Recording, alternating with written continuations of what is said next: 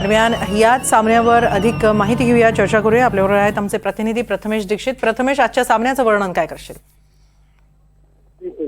ज्या सगळ्या गोष्टीची आपण वाट बघत होतो, विराट कोहलीचं शतक आणि तेही भारत विरुद्ध पाकिस्तान सामन्यात चॅम्पियन्स ट्रॉफी मध्ये, आपल्याला आठवत असेल 2017 सालची चॅम्पियन्स ट्रॉफी, जिथे विराटच्या नेतृत्वात भारताला अंतिम सामन्यामध्ये पराभव पत्करावा लागला होता आणि त्या कटू आठवणी सगळ्या भारतीय क्रिकेट प्रेमींच्या मनात होत्या. परंतु जवळपास 7-8 वर्षांच्या कालावधीने का होईना चॅम्पियन्स ट्रॉफी मध्ये हा बदला आपण घेऊ शकलोय, टीम इंडिया घेऊ शकले आणि सेमीफायनल मधलं स्थान हे आपलं आता निश्चित झालेलं आहे. त्यामुळे सगळ्या भारतीय क्रिकेट प्रेमींसाठी ही अत्यंत आनंदाची बातमी आहे की दुबईमध्ये आपण पारंपरिक प्रतिस्पर्धेला हरवत पुन्हा एकदा एक चॅम्पियन्स ट्रॉफीच्या 2 पावलं का होईना जवळ पोहोचलो.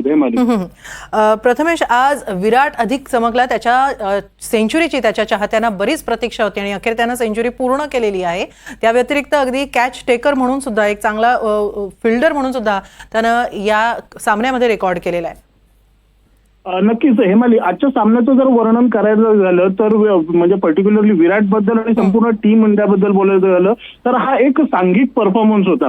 विराट कोहली जेव्हा मैदानात आला तेव्हा रोहित शर्मा हा चांगली सुरुवात करून गेलेला होता. त्यामुळे इनिंग अँकर करणं, इनिंगला एक ठहराव देणं म्हणतात, ती जबाबदारी त्याच्याकडे होती आणि ती त्याने अत्यंत चोखपणे पार पडली.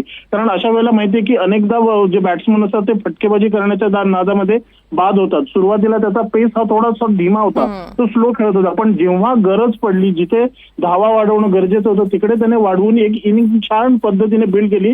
आणि आपण मॅच पाहताना जाणवत असेल की शेवट सेंचुरीच्या जवळ असताना पाकिस्तानी बॉलर रडीचा डाव खेळून वाईड बॉल टाकून त्याची सेंचुरी हुकतीये का याच्याकडे प्रयत्न करत होते, पण तिकडेही त्याने शांतपणे इनिंग खेळत एक धावा जमवत आणि गरजेच्या वेळेला जिथे गरज होती तिथे चौकार लगावत आपलं शतक पूर्ण केलं. त्यामुळे एक कम्प्लीट इनिंग होती विराट कोहलीची आजच्या मॅच मधली, असंच म्हणावं लागेल. श्रेयस अय्यरनं सुद्धा त्याची पहिली 50 सेंचुरी केलेली आहे चॅम्पियन्स ट्रॉफी मधली. नक्कीच श्रेयस अय्यरच्या या इनिंगचं महत्व का आहे तर आपल्याला आठवत असेल की काही महिन्यांपूर्वी श्रेयस अय्यरला भारतीय संघातलं स्थान गमवावं लागलं होतं परफॉर्मन्स नसल्याच्या कारणामुळे. पण त्याच्यानंतर तो डोमेस्टिक क्रिकेटला गेला, त्याने रणजी क्रिकेट खेळलं, वन डे क्रिकेट खेळला, तिथे त्याने चांगल्या धावा करून स्वतःला प्रूव्ह करून तो मैदानात आलेला आहे.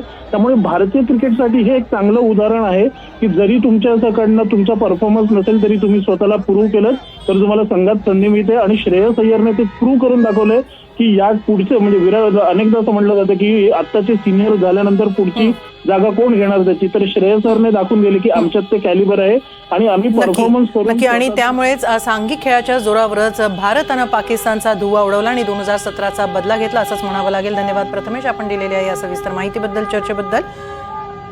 आणि याबरोबरच या बुलेटिनमध्ये इथंच थांबूया. ताज्या बातम्यांसाठी पाहत राहा NDTV मराठी.